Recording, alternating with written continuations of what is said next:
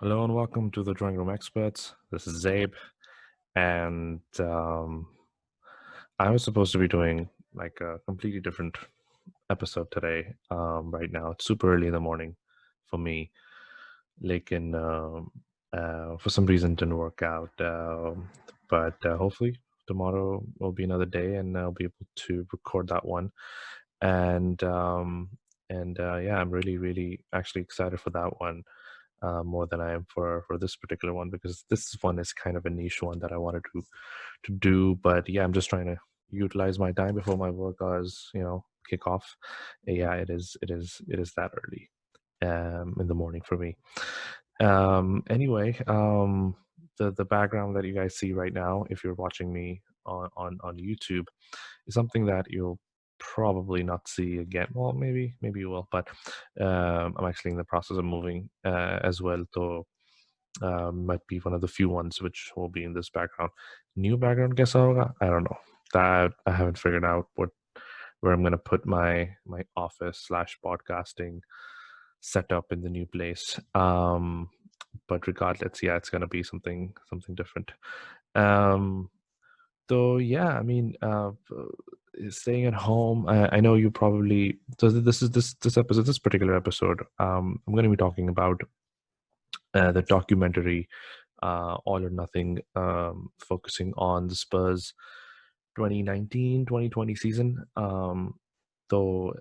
Which I saw a few weeks back, and I actually honestly really enjoyed it. So I thought I should talk about it as well.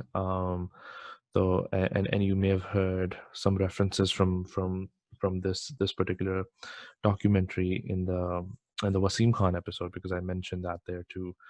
I was really impressed with how this whole thing was done, and to be honest, I mean, Prime and Netflix. Uh, Not many things I like to watch on these platforms, other than if it's like funny. So yeah, of course, I'm gonna watch that. Even if it's like 9 seasons, I'll watch it. But and then if it's a documentary, if it's something like very close to real life, I'll definitely watch it, because I enjoy those things. Like The Crown, for example, right? It's kind of a documentary, but it's like drama documentary or dramatary, something like that. Which I'm pretty sure, like me, all of you would be like, anytime you see something on The Crown, you're automatically googling it to see like, oh, real life mein kaisa lagta tha. For example, certain press conferences or certain pressers or certain interaction with the media that The Crown would portray. um, a lot of the times you'd be able to find the real ones, on the internet. So yeah, stuff like that. So, which is why I was kind of like intrigued by this new documentary that Amazon Prime has. And although I'm not a Spurs fan, let me just put it out there. You guys probably know this by now. I'm a very staunch Liverpool supporter. But I think one other thing you guys might know by now is that I actually like Jose Mourinho, and um, so I was more excited by the fact that I would be able to see how he functions behind the scenes. And so it was more for him than Spurs that I watched the documentary. Um, but yeah, I mean, my relationship with Jose has been kind of strange, because if you were to ask any Liverpool fan, what do you think of Jose, they they would probably say a big fuck you and move on. That's how that conversation will go. Um, and for obvious reasons. I mean, when he was at Chelsea, it was very difficult to like him, you know, because he was really mean, nasty, arrogant, especially towards Liverpool fans. Liverpool के साथ थोड़ी सी rivalry भी थी उस वक्त, especially Rafa Benitez at the time. And it was not like, due to, because like we were bidding for the title together or something. No, we were like miles apart as teams, and we were not really bid together vying for the same competition, barring Champions League. Champions League, what Jose is, prized possession of sorts, because he was brought in at Chelsea as a champion of Europe, and he was expected to win it for Chelsea, because Chelsea at that moment in time hadn't won it. So that was kind of like considered his main goal after he had won the league a couple of times. But we were, at the other end, of him, trying to progress in the Champions League. We were at the other end, not only winning it, but stopping him, like winning it by stopping him winning it as well. So it was kind of a double-edged sword for Jose. So even with that animosity, I kind of respected the guy. I kind of liked him, weirdly, because I mean, let's be honest. If you know Jose Mourinho, he's charismatic. His press conferences are by far the best ones. I still watch them. He's like at Spurs. I don't give a shit about Spurs, but I still watch them. I still watch his pressers. It's just fascinating to hear. He's you never know when you're gonna get like a Jose quote, so you gotta stick close to it, and you gotta watch these press conferences every now and then. So yeah, but I enjoyed him, and even with his arrogance, at the time, like even when it was against our manager Rafa Benitez, I wasn't too bothered. I was like, yeah, fair enough. That guy, I mean, of course he's gonna say that, right? So it's his job, it's his team. He's gonna try and bring us down and play mind games.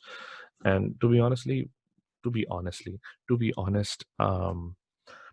Rafa Benitez was not good at mind games, and I almost every time I cringed, watching him trying to compete with him. Remember his famous facts, but that was actually against Alex Ferguson. But you get the point, right? He was not good at mind games.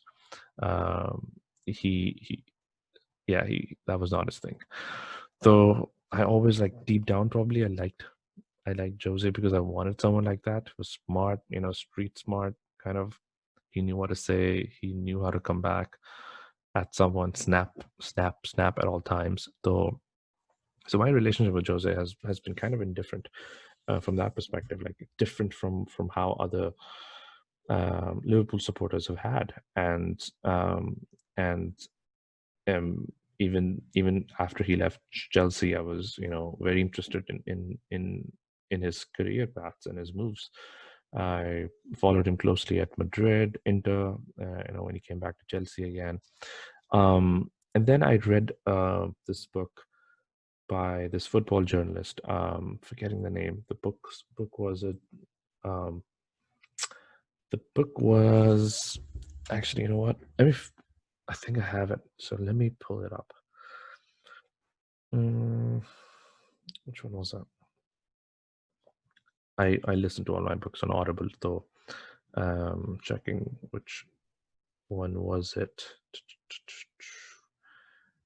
Oh, it was just called Jose Mourinho by Robert Beasley. So Robert Beasley is this famous football journalist, Chelsea fan through and through, and so he wrote this, like, not autobiography, but like an account of Jose Mourinho through his press conferences and through his interactions with him. And though I had the pleasure of listening to that one and reading that book, it was eye-opening, and it gave me access to the type of Mourinho, the myth that I had in my mind about him. It gave me access to him, like, almost like behind the scenes. Like, if you read that book, you'll find instances where he's like manipulating. It's almost like Frank Underwood kind of thing. He's manipulating the media. Like, he had his buddy Robert Beasley. He would, like, feed him news about certain players, like ye chala do, wo chala do, something like that, just to, like, rile some other players up or other teams up or something like that. So he was very sinister like that.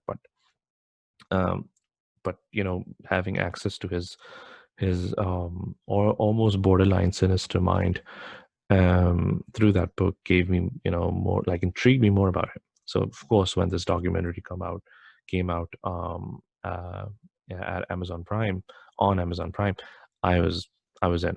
Right, I just needed the time. I needed to find the time. So, this thing with football kind of documentaries, very specific documentary, right? If you don't know football, you're not going to watch it. You don't care, right? So with thing about these things that you can't watch it, like I can't watch it with my wife because she's not going to enjoy it. She doesn't know what's happening, and it's unfair for me to put her through that. So I obviously had to like find my separate time in order to, um, you know, to watch it. And as you can see, we only have the one TV, so it's even more difficult. Although I can watch it on my phone, but it's not the same. But yeah, so I eventually found the time. This is well into the 2021 season, though a lot of the events from the 2019-2020 seasons have already happened. So it was almost like spoiler alert for me. I knew how the season ended for Spurs. I knew where they finished. So a lot of the storytelling was kind of redundant for me because it was like, oh, let's see where this, like, if they're gonna, make it to the next round of the Champions League. No, I know when they were kicked out. So apart from that, I what I really enjoyed about that documentary was, I'm gonna start with Spurs. This talked about Jose Mourinho a little bit, and we'll focus on him again. But I think it's important as well to talk about Spurs as an organization. I was thoroughly impressed, to be honest. Um, they're they're a small club, like they're a smaller club, although they've had history of winning trophies. If I'm not mistaken, they won the league as well. I'm not. Don't fact check me on that. I might be 70% wrong there, but the crux is what I'm trying to say is that they've won things in the past. So they're not like a small club, but they're kind of like a medium small club, and um and how they're trying to grow out of that, trying to become like a big four, big six club, regularly trying to appear in the Champions League and whatnot.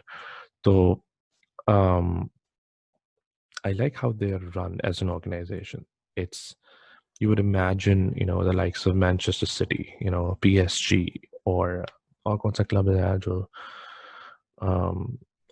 oil money, or Chelsea for that matter, right? You would expect these clubs to be run in a certain way where there's this one guy at the top who has the money, and it's more like decentralized decision making, centralized decision making, if at all, right? So with Spurs, I thought it was like a proper organization, although obviously uh, Daniel Levy, is the center of it all. Like he's the guy who runs it. He's the guy who leads everything through the pack. Um, so it's interesting seeing him in his element too. And I saw a quote from Jamie Carragher, before actually watching the documentary. He said that Levy was like under like in Jose Mourinho's awe when he was filmed, interacting with him. And although I didn't see him, in that light, but I can see where he's coming from. He was kind of like, it's Jose Mourinho. Like you can be whoever you want to be, but that's Jose Mourinho. If you're a football person, that's your George Clooney, right? So, um, so yeah, I'm really impressed. I was really impressed how the club is run, especially the new facility. It is a world-class stadium. It has a world-class training facility, offices and everything. So obviously, Amazon Prime is a documentary with the cameras were everywhere. It's like Big Brother slash Big Boss type. Cameras लगाए हुए हर room में, like canteen में लगाया हुआ है, break rooms में लगाया हुआ है, changing rooms में लगाया हुआ है. On the pitch, obviously, they have people manning the cameras, training ground pitches, that is. And even in Jose Mourinho's office, which is kind of interesting because um, he was in his element there. And I would be very, if I was in Jose's place, I would be very mindful of that. But he wasn't. Obviously, certain times, like they may have edited a lot of things, but a lot of serious discussions, went in that room. Like, for example, I'm remembering that meeting with Christian Eriksen when he wanted to leave. Who can forget the famous meeting with Danny Rose? That was kind of brutal. But that was Jose in his element, brutally honest with a player who was obviously unhappy, and kind of proven right afterwards. Um, did Jose. So a lot of that, you'll see a lot of those things. It was a famous, funny scene where Sky Sports is on in his office, and someone at Sky Sports, like they're analyzing the move, like Jose Mourinho when he signed for Spurs. They're saying, "Oh, how could this be a great fit? Jose Mourinho is going to destroy Spurs with his footballing philosophy and all of that." And Mourinho is looking at the TV like that, and he says like, "Oh, fuck off," and he just closes the TV. It was hilarious. But those are all like those are not staged things. Those are all real, of course. Or so I think they're real. But um, I was actually very surprised to see how much these guys watch TV. Like Sky Sports was on in the break room, in the changing rooms, I think as well, and the canteen, and players would watch it. And I would be very surprised because a lot of transfer news kind of shit goes on there. Like especially when like someone signs a new contract, it's up there, and it's kind of almost embarrassing, right? If, for example, if I was a footballer and my contract was renewed, and they would like flash in the numbers there too, and I have my teammates, in the same room, kind of, it's awkward, right? But they would watch it. They would, for some reason, have access to Sky Sports, which is I found really interesting in that behind the scene kind of look.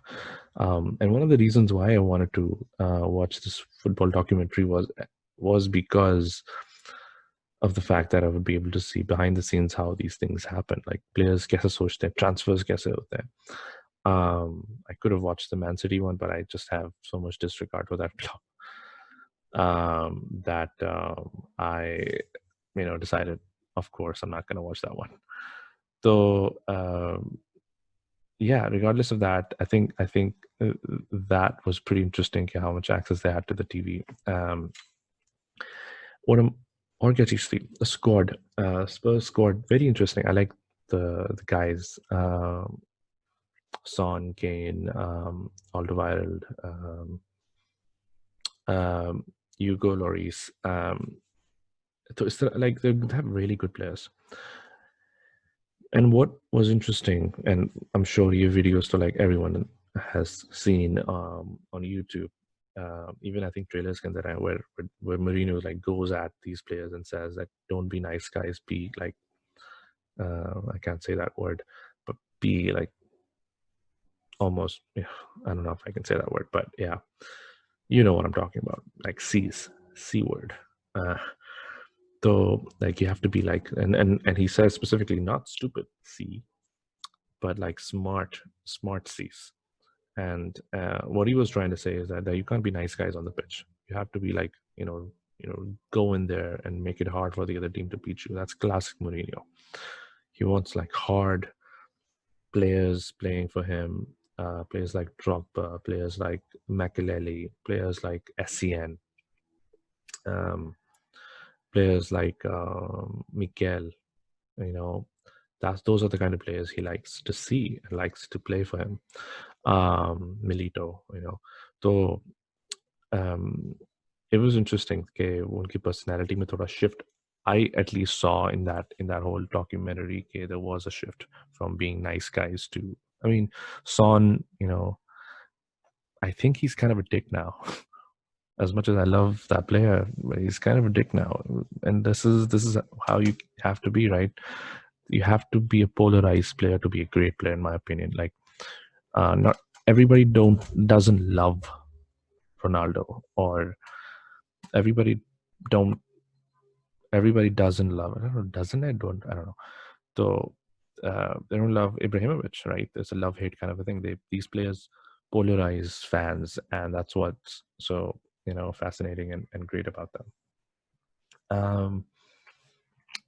Mourinho's mentality, you know, I was always intrigued by of how he went about, um, tactically outsmarting the other teams and other managers. And I remember at Chelsea, he was like unbelievably tough to beat. Agar Chelsea ne a goal score kar diya, to you're done. Like that's it. They're gonna sit on that lead for the rest of the game, even if they scored in the first minute. And you would be very sure of that as well. Like 90 minutes to break that defense was not enough.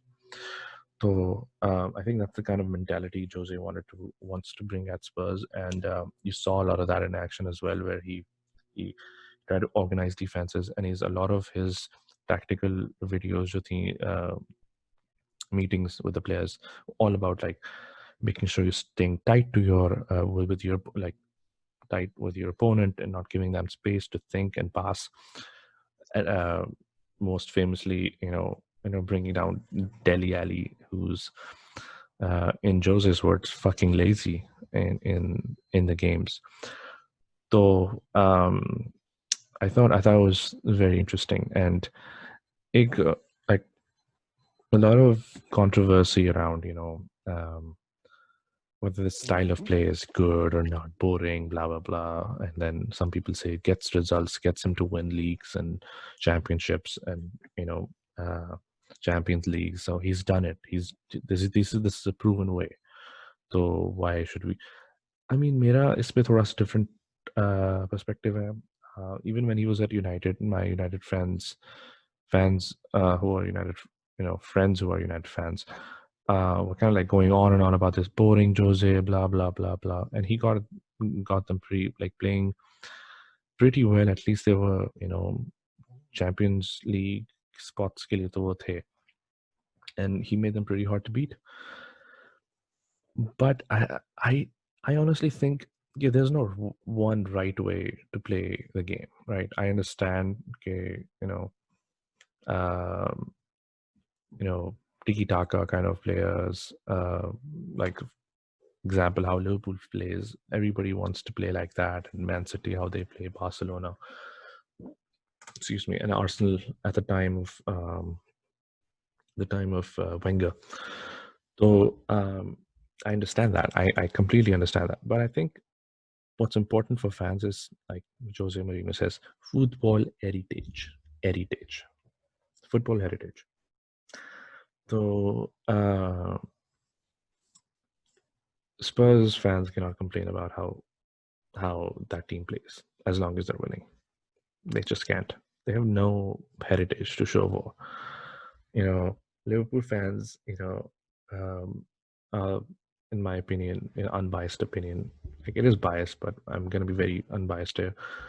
They're the, I think, smartest fans out there, because I wouldn't fret too much about how we play. If Jose was our manager and we were winning leagues after leagues, I don't give a shit about how we play. As long as we're winning games, as long as we had that guy, doing press conference and supporting us, fuck everyone, man. I don't give a shit. And that is knowing how we play under Klopp. So imagine if, like, that's how much I respect that, especially when you make yourself hard to beat. You it's only a matter of time that you're gonna win. So I don't buy into that bullshit कि यार attractive football होनी चाहिए. Yeah, I mean, great if it happens. If it doesn't, I don't give a shit, as long as you're winning. So that's the Jose mentality, that he as long as you're winning, वाली जो है ना, he focuses on the ends, and uh, he doesn't give a shit of how he's coming about those, coming about meeting the ends.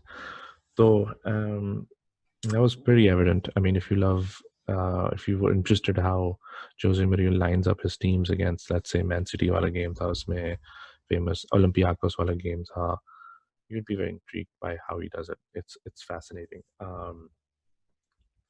I think, looking back at it, like, I would probably have loved if the documentary was shot this season, because, like, obviously it's much more interesting and intriguing. But I part of me thinks that that was the perfect season. Why? It started out with Mauricio, obviously, in charge of the team. Then he got the sack. Mourinho comes in. That's already, like, कि एक new चीज हो रही है. Amazon must be licking their lips, like they're me counting their blessing. कि यार ये कैसे हो गया? They didn't plan to shoot this the year Mourinho joins. Of course, they didn't know. So for Mourinho to come in, they were like, "Fuck, this is amazing! Like we have a master class, we have a superstar manager joining the Spurs side, and we already have cameras in place in his office. Perfect, right?" So that happened, and then a lot of injuries. So like Spurs, like a lot of the drama that you want to add to a documentary storyline, right? It was already there. Like Kane was injured, Son was injured at points, and there were like instances where like his half is like starting 11 was just not available to be selected. So that happened, and then of course the pandemic hit. Like everything shut down. Football khatam ho chuki. Then it came back again. So I think it had a lot of material, and I think it probably was the best time for them to shoot that. And I actually enjoyed it. Especially the them going into the pandemic and then coming back after it was very interesting to see. Um, and I think Jose's performances with Spurs have been really good. I've been watching Spurs for a long time as an opposition. They've always been intriguing, interesting. They've always been like a club that is right up there, but really couldn't really break in. I think now they're at a point where they can break into that big boys league, especially if they win a trophy here and there. I still, don't want them to, win the league because, as much as I would love Jose to win the league, let's just put it this way: if Liverpool doesn't win the league, I would rather have Jose win the league with Spurs. But yeah, overall thoughts were just it was a fantastic opportunity for a fan like me to go behind the scene, albeit Spurs. I would love to see अगर ये Liverpool के लिए बनती है, but I doubt Klopp is going to allow cameras in the dressing room and whatnot. Um, but yeah, it was interesting just for fans, purposes के यार behind the scenes क्या होता है, how they sign players, how they let go players, how they have those like really awkward conversations with players, the managers, right? Okay, why aren't you playing and why is that other person playing? It was a lot of the scenes in the documentary. I was surprised, like I mentioned in the Wasim Khan episode as well. I was surprised that they made the cut because they were so blunt and open and honest and raw. So you would almost assume that the club would say, "यार ये काट दे, थोड़ा सा ज़्यादा हो गया," but they didn't, which is commendable. Spurs got a lot of um, marketing out of it as well, of course, and especially कि अगर, when Man City has previously done it, so it's a no-brainer for you to like do it as well. So yeah, that was All or Nothing, Tottenham Hotspurs, 2019-2020 season. Fantastic documentary on Amazon Prime. You guys should check it out. And yeah, I'll see you back with another one. Stay safe. Cheers.